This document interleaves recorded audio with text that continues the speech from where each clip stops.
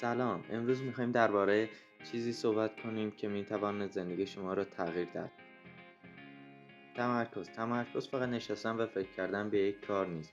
امروز ما در دنیای زندگی میکنیم که پر از حواس پرتی هاست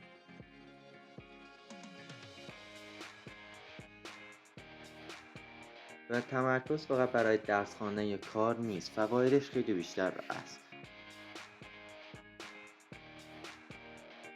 پر از حواس پرتی هاست مثل گوشی، شبکه‌های اجتماعی، پیام‌ها، صداهای مختلف.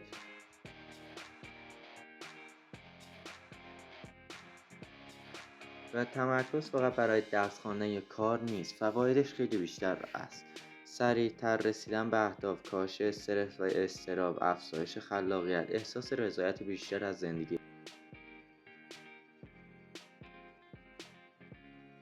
وقتی تمرکزت را بالا میبری انگار یک ابرقدرت ذهنی پیدا میکنی و برای اینکه بتونی تکنیک های ساده برای افزایش تمرکز داشته باشی، برای حذف حواس پرتی ها گوشی را کنار بگذار، صداهای مزاحم را کم کن و یک فضای آرام پیدا کن.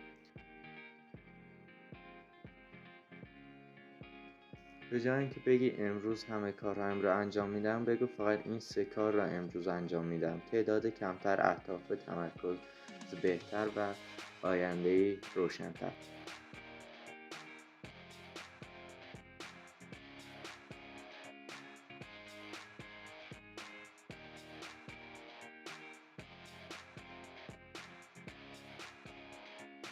خیلی‌ها فکر می‌کنند تمرکز یعنی سخت کار کردن بدون استراحت. اشتباه است.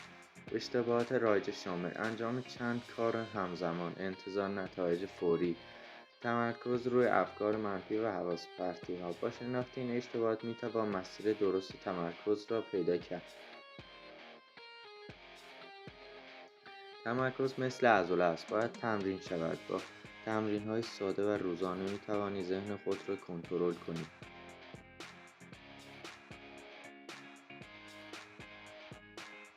یادت باشد تمرکز کلید رسیدن به اهداف و آرامش ذهنی توست. پس همین الان شروع کن. هر لحظه یک فرصت است.